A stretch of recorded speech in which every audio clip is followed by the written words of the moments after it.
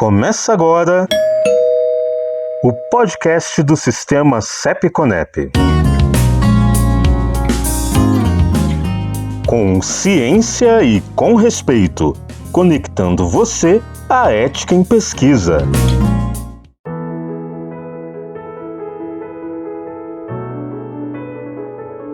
Salve, salve! Estamos de volta com o 15º episódio do Com Ciência e com Respeito, conectando você à ética em pesquisa. Meu nome é Osiris Reis e estou sempre com você e os especialistas da CONEP. Hoje temos a participação de duas assessoras, a Raiza Sfalcini, que é mestra em regulação farmacêutica, e a Andréa Leite, que é doutora em bioética. Bem-vindas! Olá, Osiris! Fico muito feliz em partilhar este episódio com vocês e com nossos ouvintes. Salve, salve, Osiris! Vamos lá para mais um episódio do nosso diálogo no podcast.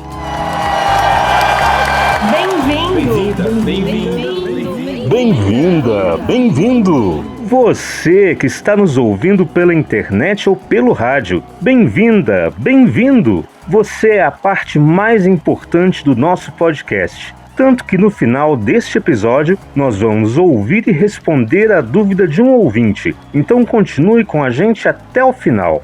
No último episódio, nós falamos sobre vários consentimentos, inclusive o consentimento de uso e guarda de materiais biológicos. E hoje nós vamos esmiuçar esse assunto, falando dos biobancos e biorrepositórios. E nós vamos começar relembrando o que são amostras biológicas, não é mesmo, Andréa? Isso mesmo, Osiris.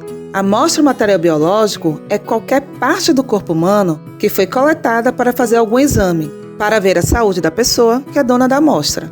Essas amostras biológicas podem ser de vários tipos. Podem ser órgãos inteiros ou pedaço deles, como acontece muito nas biópsias. Podem ser tecidos também, como por exemplo a pele, ou fluidos corporais, como por exemplo o sangue, a urina ou a saliva. E um ponto muito importante é que na ética em pesquisa, quando falamos em amostra ou materiais biológicos, estamos falando apenas de amostras biológicas que vieram de um ser humano. E para que serve guardar e armazenar as amostras biológicas de uma pessoa? Ao longo dos últimos anos, aconteceram grandes avanços na ciência, tanto para identificar doenças, como para entender melhor as doenças que já conhecemos. Por isso, muitas vezes, é necessário coletar e armazenar as amostras biológicas, para que elas possam ser analisadas novamente no futuro, na medida em que forem acontecendo novos avanços da ciência. Guardar e armazenar materiais biológicos faz com que não seja necessário coletar as amostras mais uma vez, já que essa coleta, muitas vezes, pode ser incômoda para a dona ou dono da bioamostra. Isso sem falar que existem materiais biológicos que são considerados raros, difíceis de conseguir. Por isso é que, muitas vezes, as instituições guardam essas amostras biológicas e, quando necessário, deixam elas disponíveis para novas pesquisas. E é aqui que nós chegamos à questão dos biobancos, não é mesmo? Exatamente. O biobanco é a coleção organizada de material biológico humano, como por exemplo, sangue, saliva, biópsias. Só que cada uma dessas amostras é guardada com as informações da pessoa, que é dono ou dona da amostra.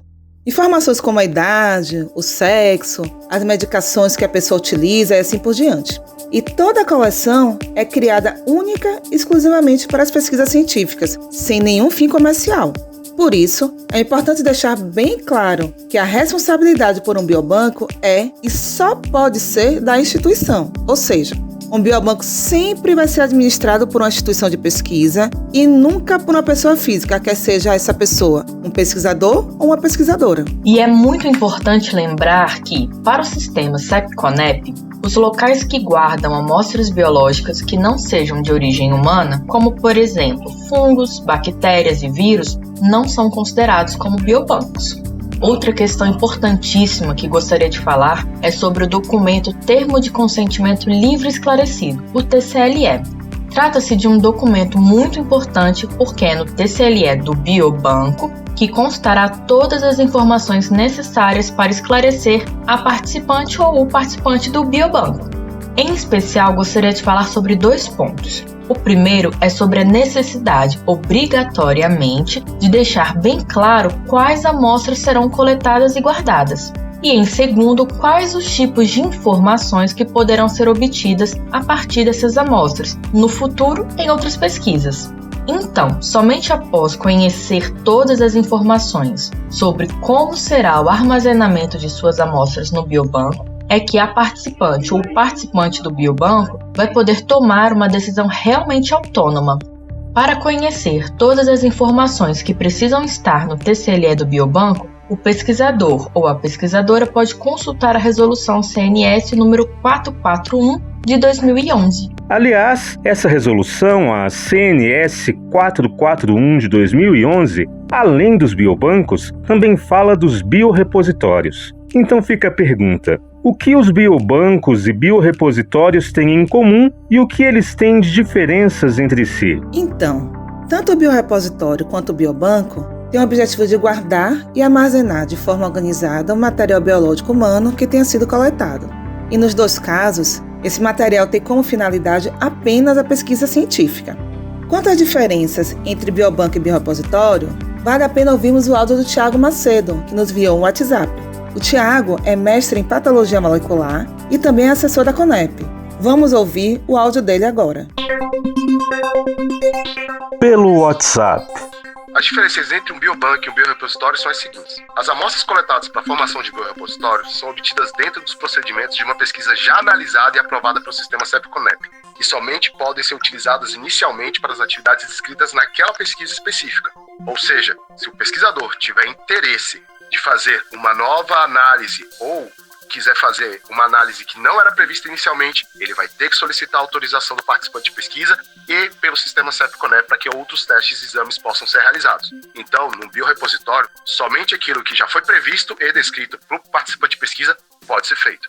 Já no biobanco, para as amostras coletadas, o objetivo inicial é permitir que no futuro as amostras dos participantes de pesquisa possam ser utilizadas desde que aprovadas pelo sistema CEP-CONEP.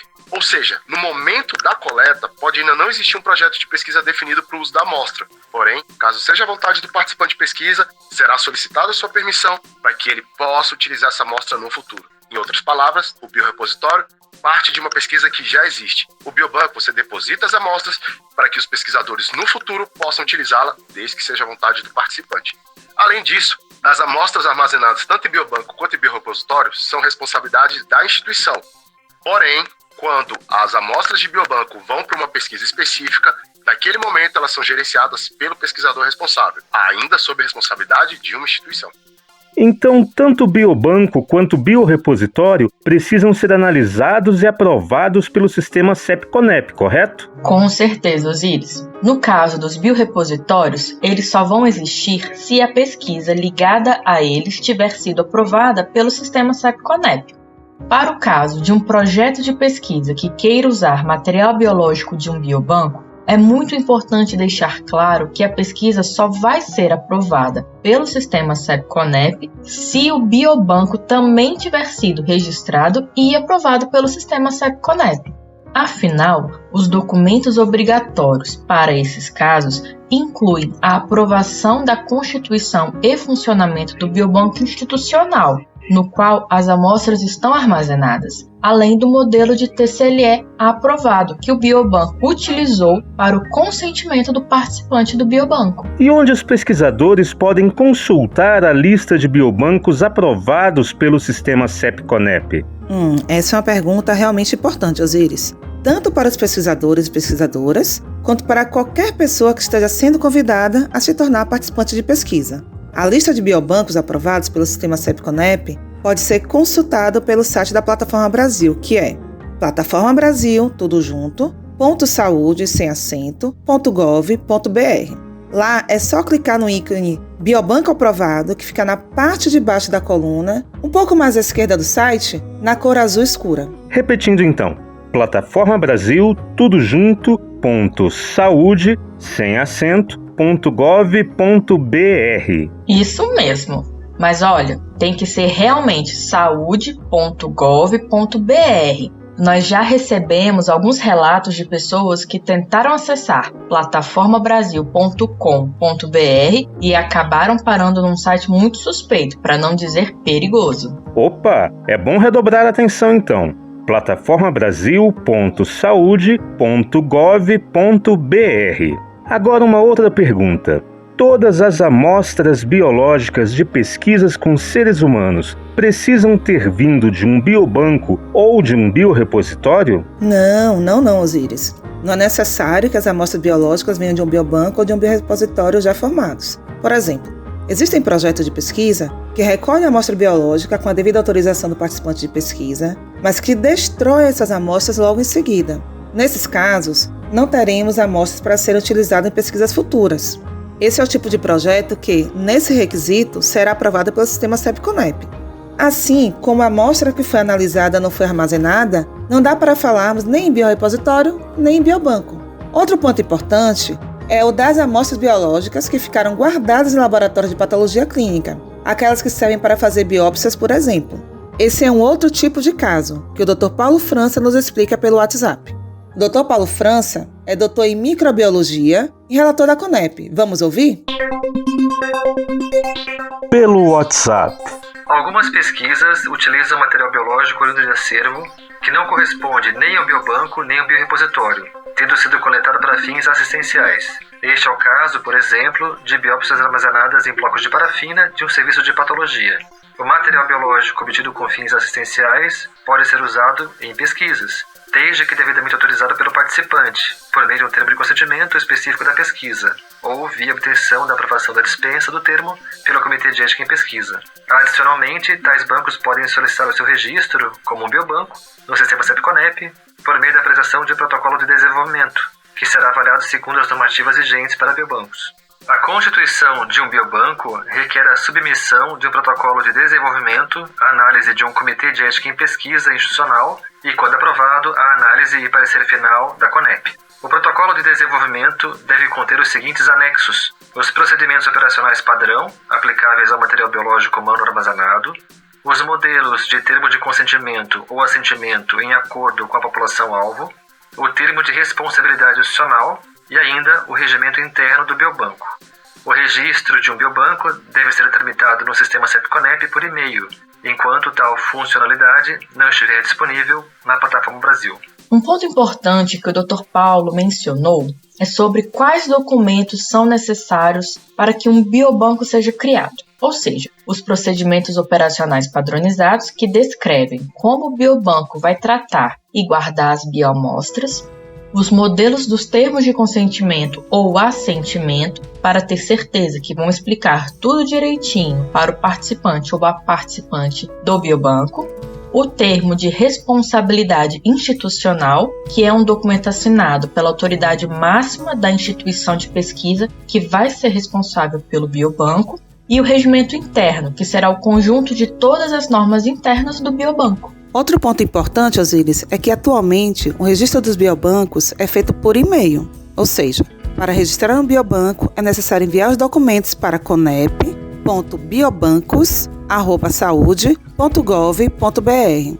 O e-mail deve ser enviado para a CONEP, tendo o gerente do biobanco e o responsável da instituição que será responsável pelo biobanco copiados na mesma mensagem. Ele não tramita pela plataforma Brasil, é por e-mail. Certíssimo! Agora uma dúvida. Se um participante de pesquisa aceitou que guardassem seu material biológico num biobanco, ele ou ela vai precisar dar um novo consentimento para cada nova pesquisa que for analisar seu material? Bom, Osíris, nesse caso, o participante ou a participante vai poder escolher isso no momento que autorizar que seu material biológico seja armazenado no biobanco. Ou seja, na hora de assinar o TCLE do biobanco, a pessoa também vai registrar se deseja ou não ser consultado ou consultada a cada nova pesquisa.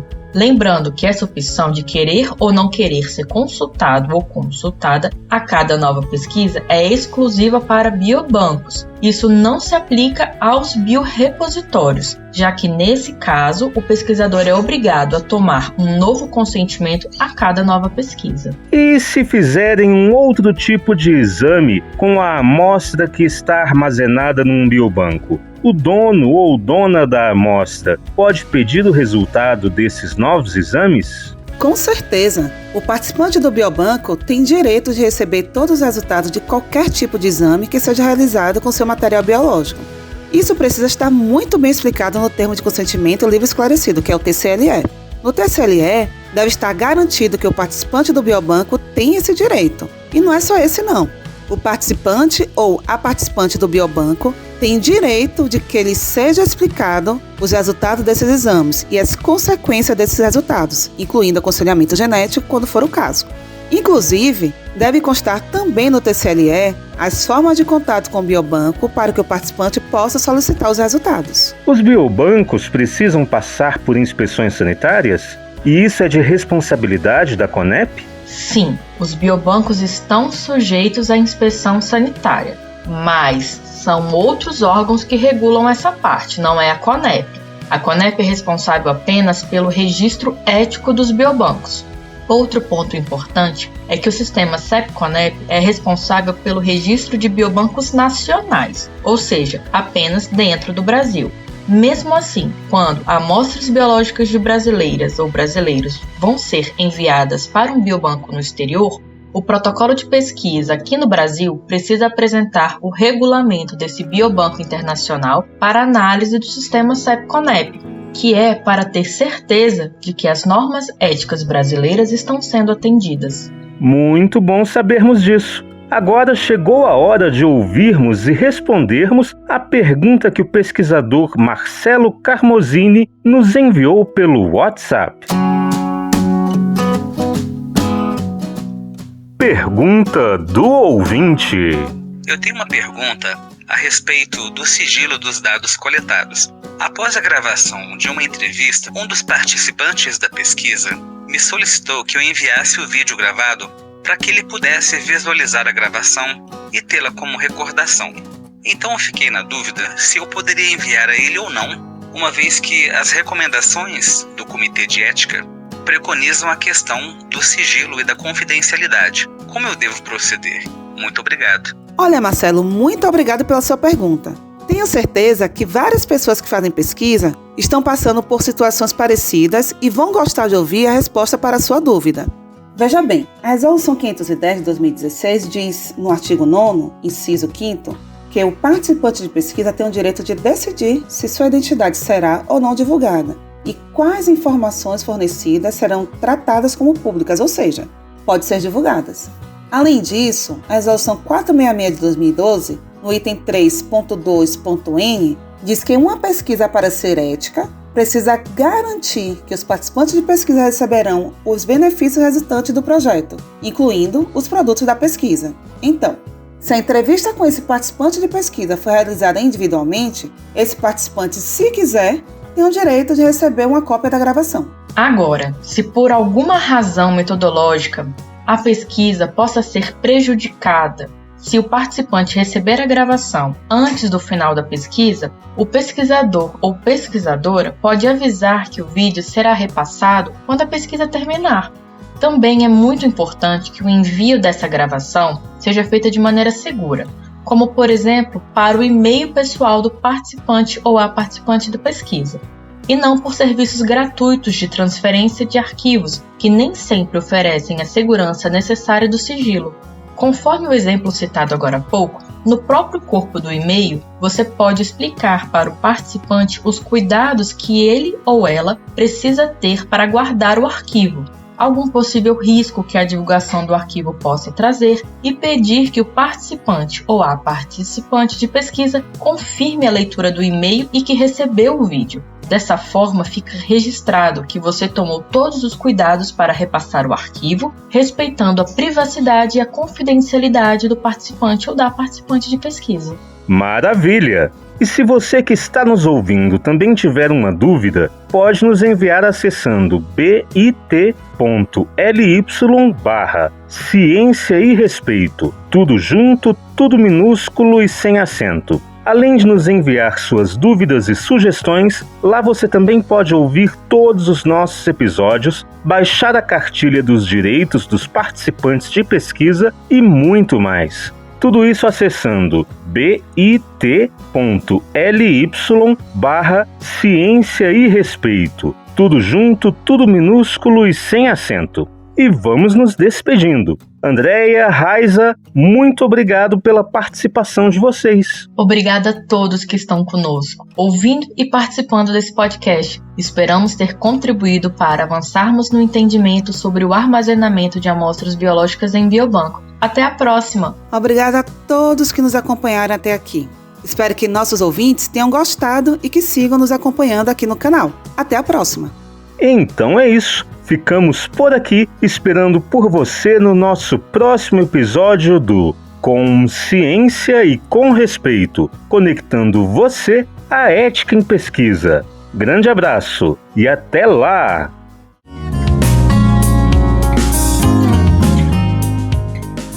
Você ouviu Com Ciência e com Respeito, conectando você à ética em pesquisa. Este episódio foi produzido pela Comissão Nacional de Ética em Pesquisa e sua reprodução não comercial está previamente autorizada desde que não haja modificações no áudio e que o arquivo seja reproduzido integralmente.